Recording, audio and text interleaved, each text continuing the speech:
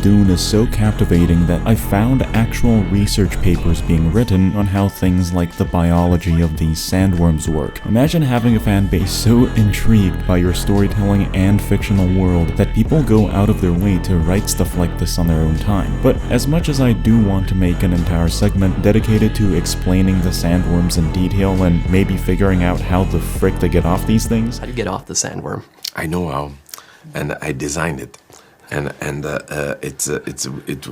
hope I will have the chance to show how in the next movie, because I'm really proud of the idea. It's gonna be beautiful. This video's topic takes us in a different direction. So for now, details like this simply help showcase what we're dealing with. And while Dune is well known by many for being a film that has incredibly hyper-realistic and sometimes even flawless visuals, there are other elements that I particularly enjoy which I want to point out. One of them is the way Dune tells a story.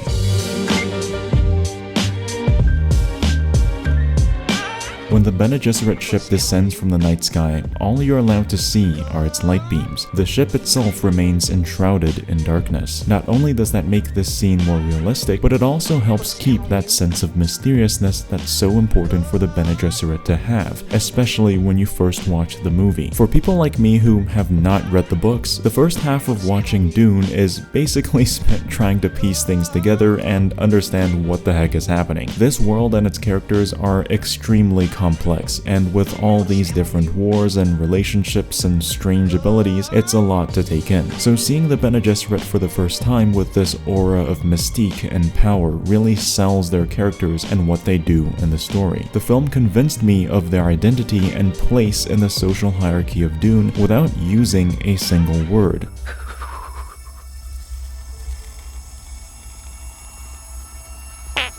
Silence!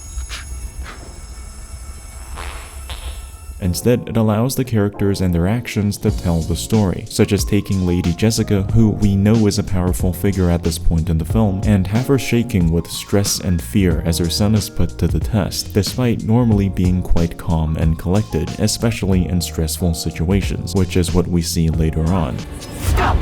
Give me the knife! Your pitch was too forced. Seeing things like this assures the audience that the stakes here are real, and by giving the audience credit and allowing them to understand and figure all of this out by themselves as they're experiencing it for the first time, I think that's quite respectable. Now, an element of the cinematography in Dune I'd like to mention is how the camera is affected in a realistic way. When explosions go off in the background, the consequence of such an intense blast of light in a dark environment results in most of the people here turning into silhouettes, once again not only keeping the tone of the scene but also helping with its realism at the same time. When a fire is raging on, we see the heat waves bend and distort the image. When multiple thopters are still running in a sandy environment, the shot is not clear. It's very dusty. A lot of other movies will choose to clear up the shot a bit and have less particles flying around so the viewer can see more clearly, but this is Dune. It wouldn't feel right if there isn't wind blowing and dust clogging up the camera for at least half the movie, so I'm really glad they went with this. The particular decisions they made with the placement and usage of the camera is also something I'd really like to touch on, like this scene for example. They could have put the camera anywhere as the thopter is about to crash, but right as it hits the ground, where do we go? Inside the cockpit. It's decisions like these which greatly impact how immersive Dune is. Instead of getting a constant outside view and feeling like a spectator, we're also shown what our characters see, and sometimes thrust straight into their point of view when something happens, making us part of that experience. Typically, in a scenario like this, the camera would be showing the characters' faces as they crash, letting you see the emotions and what they're feeling. But in Dune, there are times where that focus is instead placed on the audience. Yes, of course, you do get to see the characters too as they're spinning out of control, but the moment the thopter is actually crashing, we get this shot behind the characters. You can't see anyone's face, you can't see anyone's emotion, because I think that's not the priority here. The priority is what you feel at that moment. The film is throwing you into this world with the characters, and the focus is on you. And we'll see things like this happen time and time again throughout both of the Dune movies. We're constantly getting thrust into the moment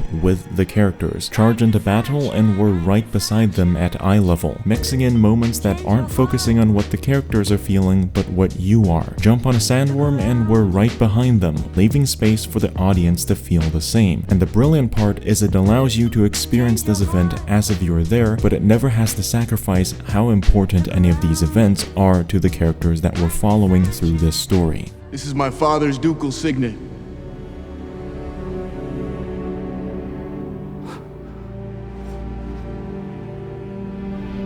And of course, if you're watching these films in a theater, that feeling is amplified even further because of sound.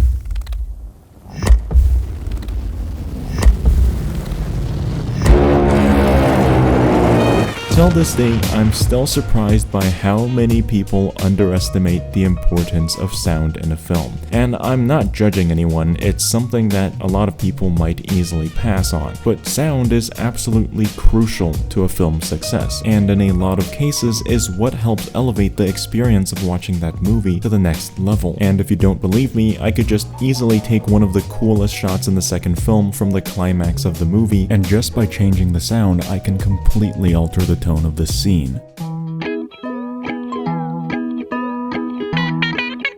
So sound doesn't just act as an emphasis for what's happening. No matter how perfect the visuals are in a scene, if you screw around with the sound, you can still completely alter what the audience feels at that moment. And this is why getting someone like Hans Zimmer for the soundtrack is basically an automatic win. We were talking about that Dune has its own rhythm. So it's obvious that I would find a woman who should know everything about rhythm and then give you the cry of a banshee.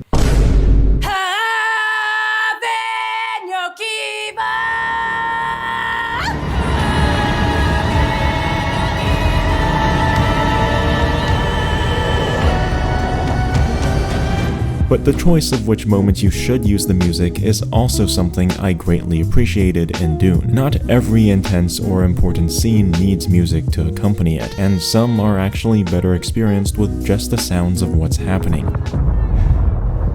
What the hell? Johnny! Not shoving a soundtrack into every single scene in a film is more important than just giving the audience room to breathe. In certain cases, it helps the film feel even more immersive during that moment, and not only brings you closer to what's happening in that scene itself, but also with the characters. And you'll find that when music isn't constantly used, the moments where you do hear the soundtrack feel all the more elevated and magical.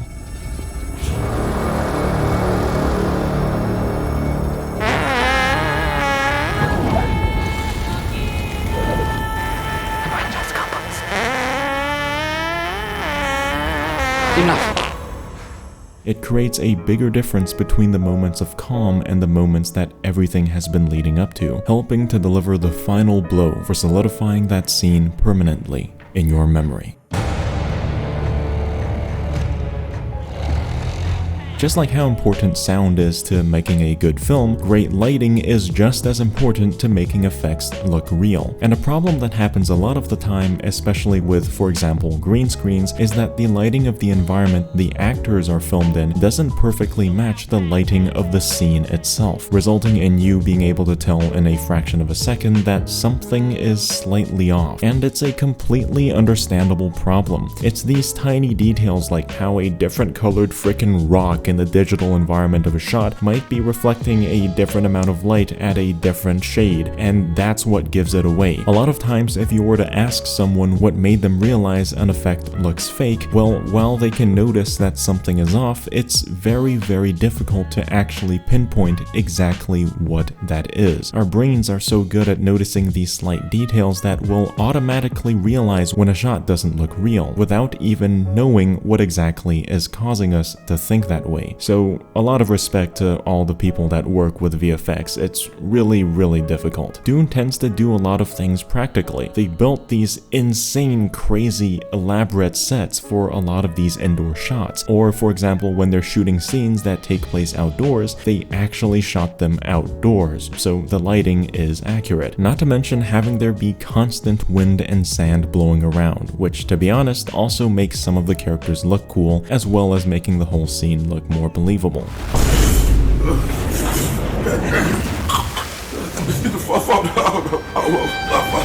Now, Dune also pulled a pretty big brain idea and used sand screens, which matches the color of the environment the characters are in. Aside from that, I want to highlight the way these characters are interacting with the environment. Actually, in Dune, a lot of the times it's the other way around, and it's the way the environment is interacting with our characters, which is pretty freaking genius. You see, you can have a perfect CGI model, photorealistic down to the hairs and pores on their skin, but if the way they move around and interact with the environment doesn't seem right, the whole thing comes crumbling down and you can instantly notice that they're fake. So for example, even if the thopters look perfect in every conceivable manner, if the way they fly around or blow dust around them looks off, all of a sudden it's going to feel fake. And so in order to have things like this as realistic as possible, they actually flew helicopters around. One thing which we did do to try and keep things believable is that we did a lot of helicopter work. Tying back to how in Dune, it's not just the characters interacting with the environment, but also the environment interacting with the characters. My lord, the sun's getting too high. We need to seal the doors. And one of the best ways it does this is with the sandworms.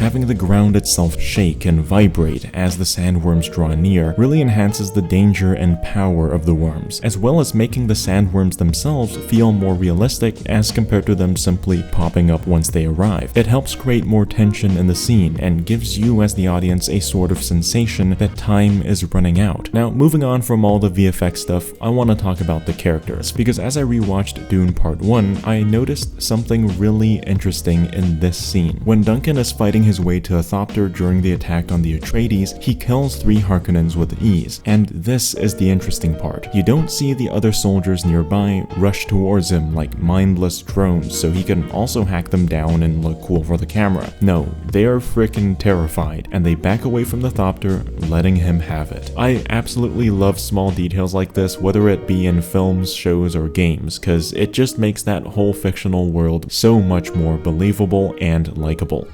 Somebody in here?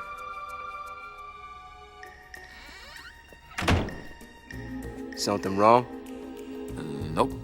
The way the story and the characters are written is also pretty damn smart, and I especially want to highlight the way they did humor, never needing to sacrifice any integrity in the story or the characters for comedy, but instead allowing certain characters in particular to create humor in a way that aligns with who they are and how the story is progressing. She's right!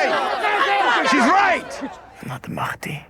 Ioiseau, natuurlijk aannemelijk. This is a mistake that a lot of different films, especially nowadays, are making. And while a lot of the older Marvel movies did this well, like with Iron Man, no hard feelings, Point Break. You got a mean swing. Also, welcome. Voice activation required. Thor. Access denied. Lord of Thunder. Access denied. Point Break. Welcome, Point Break. the more recent films should really take some notes on how to do humor, like how they did it in Dune. Not affecting the story, not affecting the characters, but instead everything fits, flows, and works together. And finally, to assemble all of these elements and portray a fictional universe in a realistic manner, you also need to show the differences in different people, cultures, and technology. It not only keeps that fictional world from feeling stale, bland, and boring as you advance throughout the story, but actually does the opposite and brings it to life while also creating more interest in that fictional reality. And then on top of that, if you want to make it, for example, more believable, this world also needs traits that we as the audience can recognize from our own life and our own environment. Essentially, take something we know but not too alien. A helicopter but with wings that look like that of a dragonfly. A ship that slows its descent using airbags instead of propulsion. And on top of all of this, every single twist and change needs to make sense with the world it's put in. There has to be a reason as to why they decide to build things this way. It needs to work with a different culture, biology, economy, and people that this world houses. And the people of that world must act accordingly too. It's a lot to take in, but Dune does this so freaking well. The Fremen and their blue eyes affected by the spice of Arrakis, the way they value water and extract every last drop even from the dead. Don't let that out. Don't let it out! We see so many details of how they've adapted to the environment, like for example their sandwalk or using sandworms as transportation instead of ships and vehicles. And this is just one of the many factions and cultures in Dune. Now imagine how boring Dune would have been if the Fremen were simply like your stereotypical sci-fi race, using technology instead of desert power. They fight like demons. Desert power, Duncan. Well done. If they didn't have all these unique traits, characteristics, and beliefs, that alone would have made this movie a much more stereotypical sci-fi film. But having every single faction and every single culture be unique in so many ways, having the stories of all of them intertwine with one another, and allowing the consequences of each character's actions to ripple across this fictional universe, that is what makes Dune not just a film, but also an experience.